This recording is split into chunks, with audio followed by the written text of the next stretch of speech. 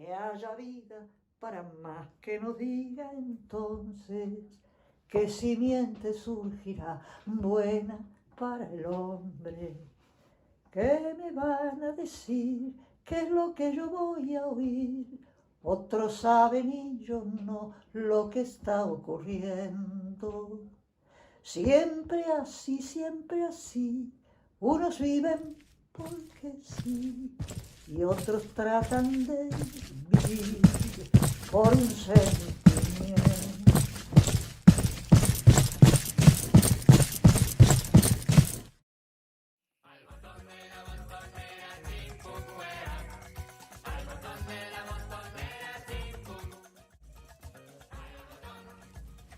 Es el 27 de junio de 1973, uno de los días más sombríos de la historia uruguaya, y el que precedió a 12 años de oscuridad. El entonces presidente de la República, Juan María Bordaberry, junto con el apoyo de las Fuerzas Armadas, impone un golpe de Estado al tomar el gobierno y disolver las cámaras de senadores y representantes, iniciando así el período dictatorial que inundó al país hasta 1985. Fue una época de torturas, censuras y desapariciones que siguen vigentes hasta el día de hoy, pero esto generó a su vez una fuerte oposición por parte de los ciudadanos. A veces a las dictaduras se las piensa como la interrupción de momentos de democracia, y a la democracia se la define como que son esos momentos de organización justa, ¿no? Pero hay muchas formas de pensar la democracia. Entonces, también a las dictaduras se les puede pensar como el fusible de las democracias, cuando las democracias son cuestionadas por su inhumanidad, si se entiende, ¿no? Los periodos de dictadura suelen ser fruto de una crisis política, económica y social, donde el dictador decide acudir a las Fuerzas Armadas para generar una cierta represión de los derechos humanos y libertad de expresión. Uruguay, previo al golpe, se encontraba en un estado de inestabilidad, con crisis económica y política, ya arrastrada desde la década de los 60, y salía un gobierno de censuras y mucha autoridad, como lo fue el de Jorge Pacheco Areco. Esta época de muchas censuras y horror también significó para los artistas un desafío a la creatividad. Debían los músicos, en este caso, crear desde el ingenio, buscando con el oyente y consiguiendo muchas veces con éxito una complicidad única de aquellos que luchan por una misma libertad. A veces se piensa que la música, como se prioriza el lenguaje verbal, como lo que tiene sentidos y mensajes, se dice que la música es abstracta y que no tiene que ver con nada. La música es muy concreta y tiene que ver con todo. Y tiene que ver con cada época y tiene que ver con cada lugar. Y a pesar de lo que se dice, la música no es un lenguaje universal. Es universal el hecho de hacer música. La década de los 60 significó un periodo crucial en la historia musical. No solo se estaba revolucionando la murga y el candombe en Uruguay, pero también a nivel mundial, artistas como los Beatles arrasaban y sus canciones se oían en todos los continentes. Esto marcó un antes y un después en lo que respecta a la historia de la música. En el 71 hubo que esperar hasta el año 77 para que Jaime Ross, en su primer disco, Candombe del 31, en la canción Cometa de la Farola, tocara Marcha Camión en guitarra. Cometa de la farola, niña del parque robó. Como vemos, la música no siempre hablaba de la dictadura, sino que dentro de su estructura se revolucionaban los ritmos, creando nuevas improntas. Con todo, ¿no? Bueno, y a los 15 años, sorpresivamente, sin quererla ni saber cómo, salió la primera canción. No tendría que mentir si yo tenía la guitarra, por supuesto, cantaba. Pero esa impresión de que algo surge casi sorpresivamente, solo porque uno es libre en ese momento. Entonces, dice, bueno, cuando el ocaso, te viene eso, por ejemplo, ¿no? Cuando el ocaso, y después dice, cubra los pinos, y él camina, y entonces empezás a hilar la melodía con el texto y de golpe terminás una canción. Es lo más misterioso. preferible que te sientes, así podremos descansar. La calle está tan peligrosa, a la hora que suele llegar es que a partir de mis insomnios vos me empezaste a visitar. Y algo de alcohol hace milagros para sentir. Bueno, y yo ya les digo, estaba en Argentina, pero estaba muy vinculado, ¿no? Obviamente a todas las actividades de acá. Y bueno, lo viví como un uruguayo en la otra orilla del río, recibiendo, apoyando a mucha gente que se iba de acá de Uruguay para allá.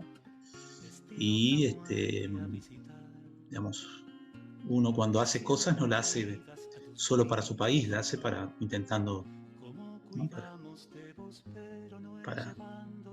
para aportar donde esté, ¿no? Entonces, en cierta manera, bueno, allá seguía haciendo cosas y bueno, lo viví con la angustia normal de todo lo que fue una etapa. Liberarse, que se llamaba liberarse. Es increíble. Increíble.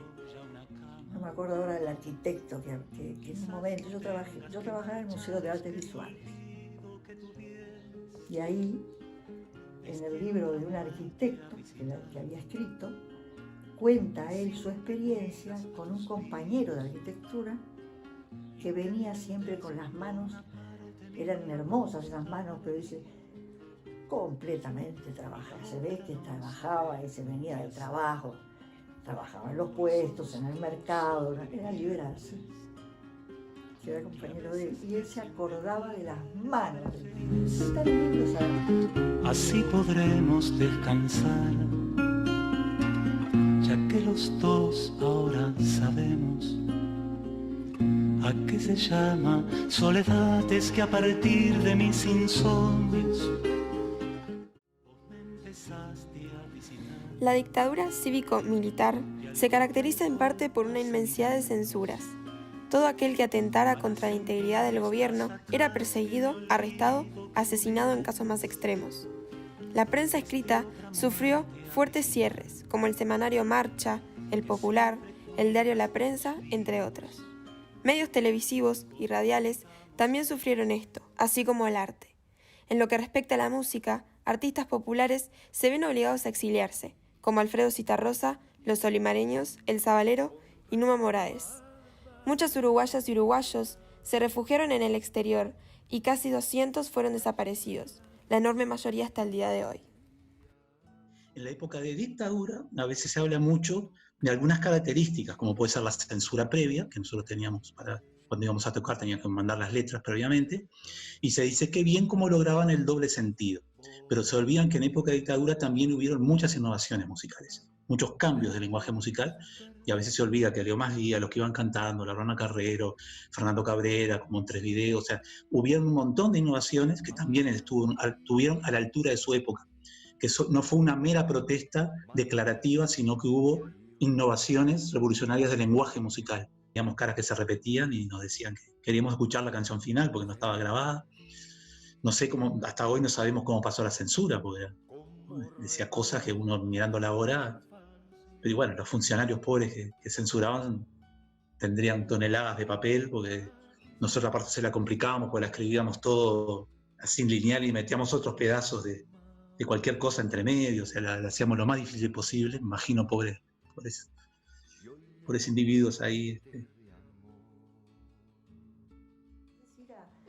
Al tema de las fuerzas conjuntas, a los comunicados televisivos, a la educación por televisión de las palabras, de cualquier cosa, a todo lo que pasaba en las radios, que era censurado.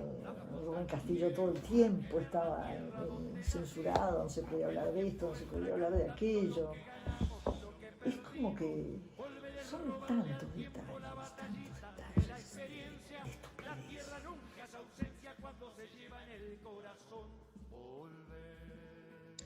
y ellos también tenían sus picardías, ¿no? O sea, yo me acuerdo de haber viajado 6 horas para tocar a Salto, y cuando llegué, decirnos, no, se prohibió el espectáculo hace 15 minutos, ¿no? O de organizar un recital durante un mes, me acuerdo una asociación de músicos que se llamó ADEMPU, Asociación de la Música Popular Uruguaya, que construimos en su momento, un espectáculo en el Estadio Centenario, y lo prohibieron en el día. Y ya habíamos hecho la difusión, habíamos gastado, habíamos señado, parte de dinero. O sea, ahí hay millones de anécdotas de la época, de la censura, de la...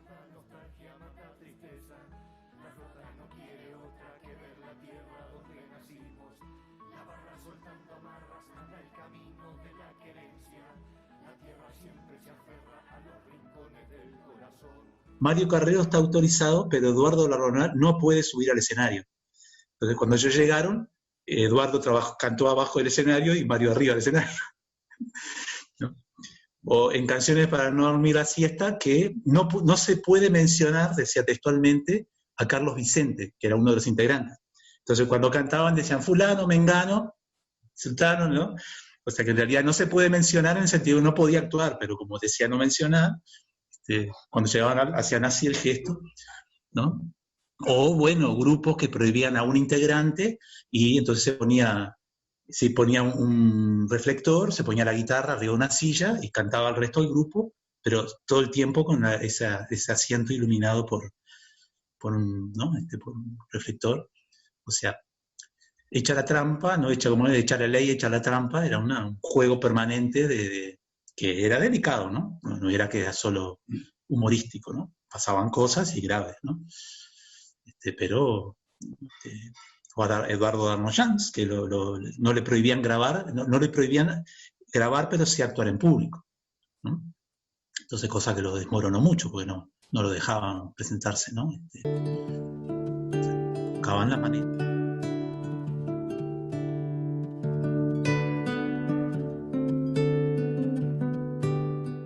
Vidalita gaucha, Vidalita, está como llorando. Lo que nos quedamos, una cosa estupenda, que fueron los que iban cantando. Ahí Rubén también está. Los que iban cantando fue algo. Y Rumbo. Ahí también Rubén Olivera estuvo. Fueron una voz en el desierto. La botonera, chim, pum, fuera. El botón de la botonera, chim, pum, fuera. Y después todo, ustedes saben muy bien, canciones para dormir la siesta. Iban más los grandes que los chicos, todos encantados de conectarse. Y a mí lo que me pasaba con esas canciones, las canciones que se conectaron, pero que se conectaron con los amigos presos, fue el primer disco y el segundo.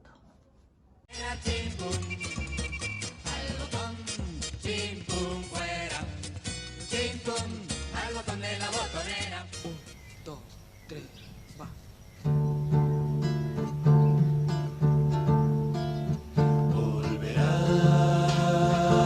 Alegría a enredarse. Mauricio tenía la idea de hacer un espectáculo que empezase también con una presentación y terminase con una retirada. Y como estaba el tema ese de la murga dando vuelta, yo estaba haciendo una marcha camión, él también. La murga tiene dos géneros vinculados y diferenciados, dos ritmos, que es marcha camión y candombeado. Y yo le dije, yo estoy haciendo también lo mismo. Pensaba que se repitiera la palabra redoblar. A redoblar, a redoblar, a redoblar, a redoblar, a redoblar, a redoblar, muchachos, esta noche. No es una canción triunfalista, como alguien decía que me gustó eso, transmite una esperanza no triunfalista, la canción, nos dijo, ¿no? Que a veces lo que tiene ese tipo de canciones que llaman a una épica del momento es que son muy patoteras, ¿no? Se patoteran en el sentido de que son triunfalistas, piensan que vamos arriba, lo vamos a reventar y van a ver, no son muy futboleros. Esta canción decía, hay que hacer las cosas, vamos arriba, estamos juntos, ¿no? Hay que tener esperanza, ¿no? Seguir, somos muchos.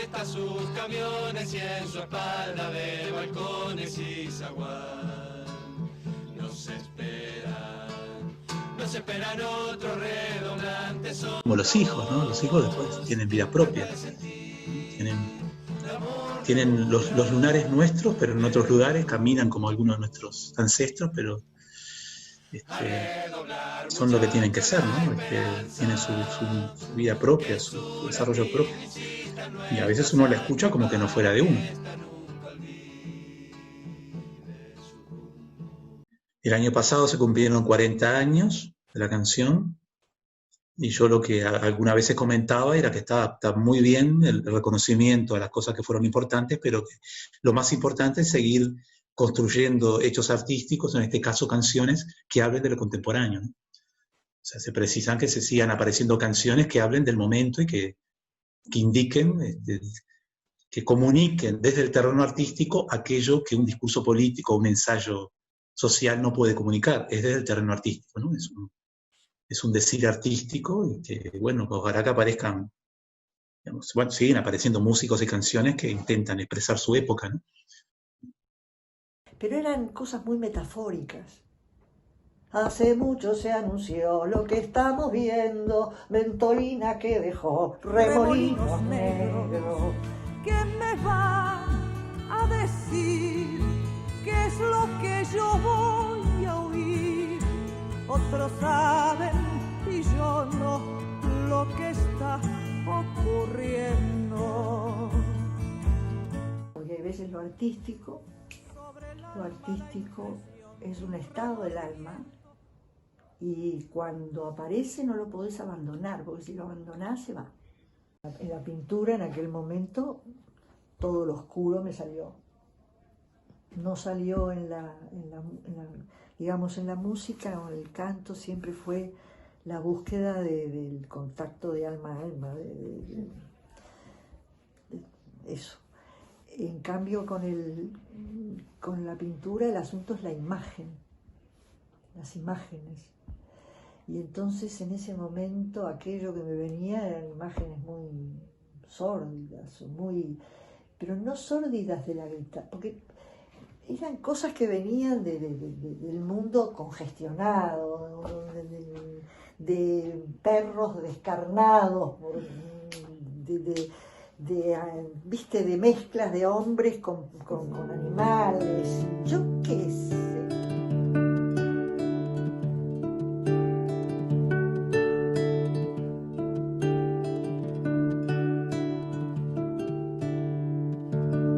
Dicen que para contrarrestar la violencia hay que poner un buen cuadro violento, como para, no sé, eso es lo que dicen algunos.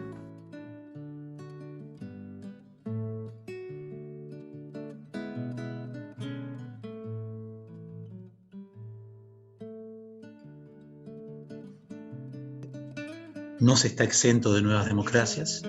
El llamado al nunca más, a nivel de derechos humanos, es un momento poético, pero eso solo puede darse cuando el cambio de una sociedad, cuando es una sociedad justa, igualitaria y feliz. Esos que llegaron a la dictadura hicieron todo aquello que decían que querían evitar: torturar, secuestrar, matar, aprisionar. Todavía estamos esperando. Algunos dicen que, bueno, que esto que vivimos es lo más que puede llegar a la humanidad. Muchos pensamos que no. Más allá de que no hay seguridades de manual, ¿no? En los 60 había muchas seguridades de manual.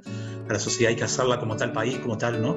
Eso se terminó, ¿no? Y ahí es donde viene esto que hablábamos de que hay muchas batallas que se ganan en lo militar y se pierden en lo cultural.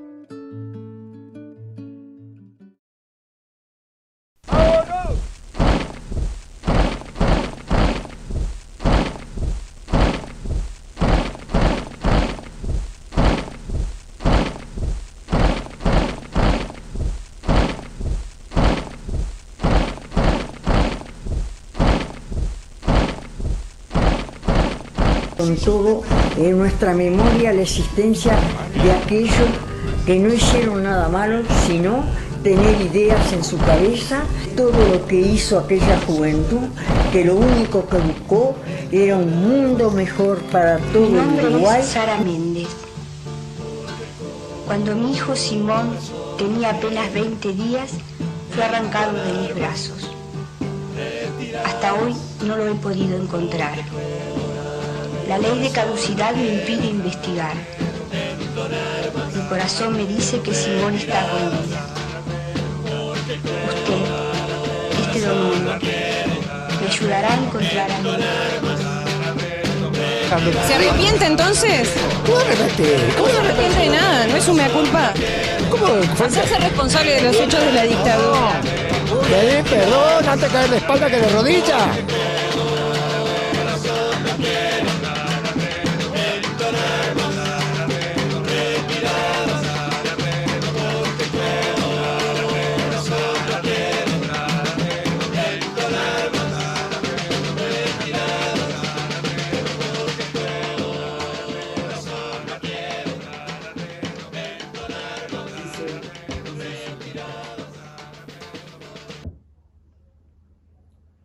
¿Qué me van a decir? ¿Qué es lo que yo voy a oír? Otros saben y yo no lo que está ocurriendo. Sobre el alma la impresión de un remordimiento por aquello de esperar cuando ya no hay tiempo. ¿Qué me van a decir? ¿Qué es lo que yo voy a oír? Otros saben y yo no lo que está ocurriendo. Que haya vida para más que nos diga entonces qué simiente surgirá buena para el hombre. ¿Qué me van a decir? ¿Qué es lo que yo voy a oír? Otros saben y yo no lo que está ocurriendo. Siempre así, unos viven porque sí, y otros tratan de vivir por un sentimiento.